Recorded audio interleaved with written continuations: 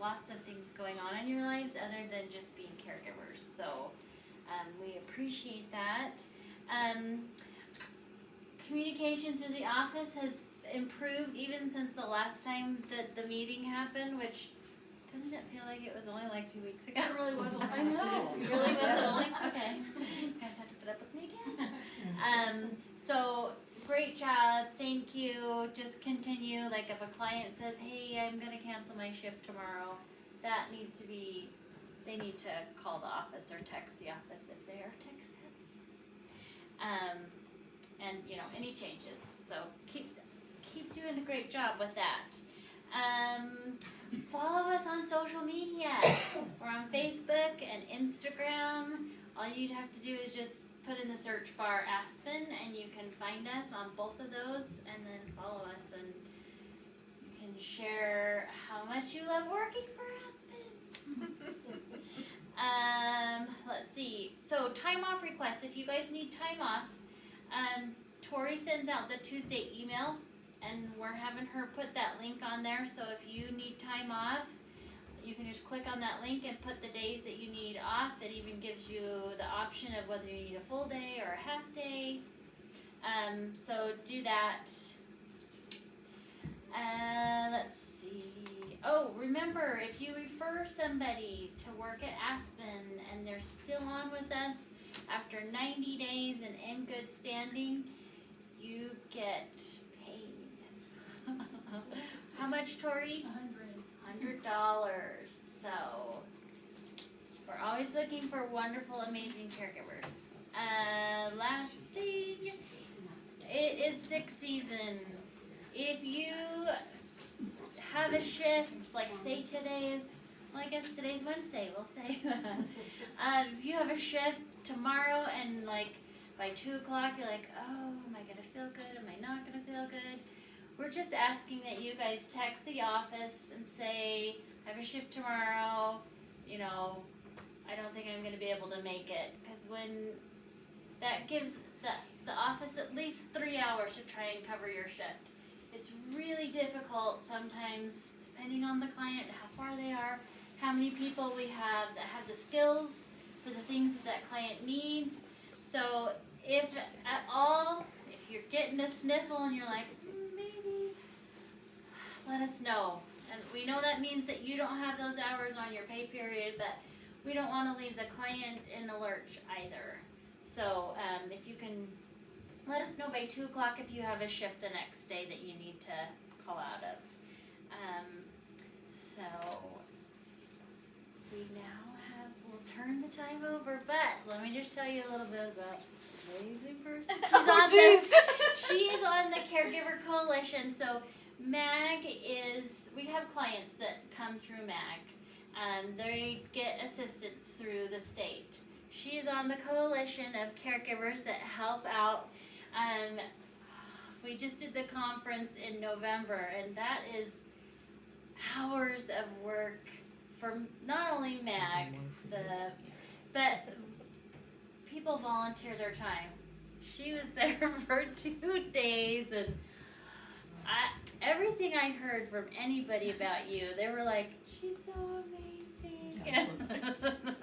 Like, you could just walk up to her and feel like she's genuinely listening to you and cares about you, and you don't get that from everybody. And so that's something I really appreciate about you.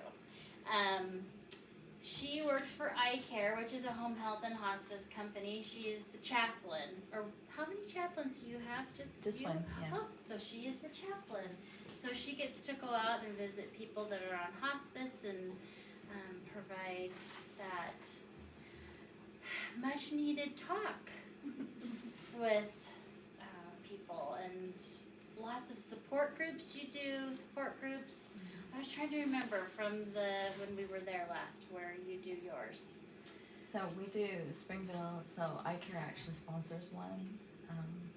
And that you're welcome to refer any of the people that you care to. We sponsor one. It's every second Wednesday of the month at 1 at the iCare office in Springville. Okay. And so we provide lunch, and So she does it's so nice. many amazing things. We'll turn the time over to her, and you guys will see the amazingness. Oh, that's so kind. Wow, how do you, I hope I'm not disappointing you now. No, so a lot of people say, chaplain.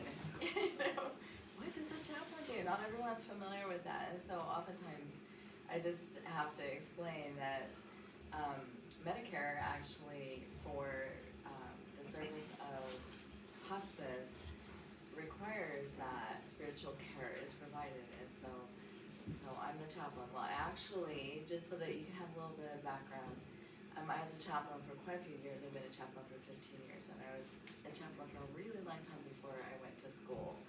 And so I got a degree in human services with a certification in family and child services and mental health facilitation. And then I got my master's in crisis counseling. And so before I even did that, my original training was with police and fire, so first responder chaplains. So that's kind of my background. So I've been working with people in crisis for a really, really long time. But particularly in hospice, which lets me really see up close and personal all the caregivers. And so I have a really, really soft space in my heart for caregivers, for you as caregivers and for family members who are caregivers that you help, you know, and it's just, which is why I did 2 of my internships with Mountain Land Aging, and so since then I've been helping run support groups and such.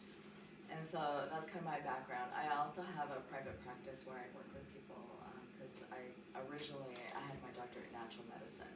So I kind of work the whole gamut. So there's just a little brief thing about me.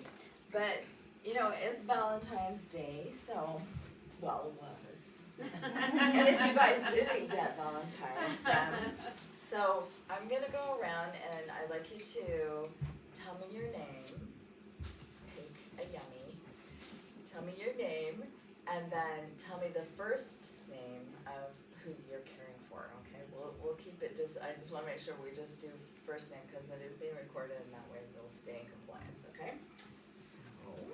So Teresa Horn, and I care for Leslie. Oh, fantastic, okay, and So Dennis Smith, and I care for, I do care for Elvira, but Darnell, Katie, and Joan. so you've got several, and I imagine that lots of you have several. Okay, I'm gonna scoot in here, because I'm gonna get this close. Oh, wow. My name's Diane McLean, and I care for Clark, Marlene, Margie, Glenn, and sometimes a lot of them. So you're on the go? I'm just That's kind of awesome. fit in where they need. That's awesome, okay. You gotta do this here or this side? This side, I'm here because I'm gonna reach these back people that I would okay. be hard to Sounds good. Okay, I'm April, and I care for Joan. Joan. Okay. Hello. It's Bridget, you have your name tag on, Yes, I'm tuning. So I'm Bridget, and I care for Arvada primarily, and Lyle and Vivian. Okay, Emma, Emma, and I care for Ron and Annette right now. fantastic, here, I'm gonna come around, sorry, No, excuse you're me, good. pardon me, excuse me. Okay, Lacey, I can see. I'm Lacey and I care for Hal. Fantastic, Amber. I'm Rachel. I care for Joan and then I fill in different shifts too. Fantastic. All right, my friend, I'm gonna come over here. I am only man, Sam Lee. I'm yes, and Glenn Smith. Nice. Okay, and you are? Julian, and I care for Joan. Nice. Thank you. Okay. I'm gonna put this over, all right. I'm Laura, Yeah. and I care for Lynn, Sandra, Randy, and Andrew, and I fill in. Can you fill in? You guys all probably fill in, don't you? Okay, and you are? Hi,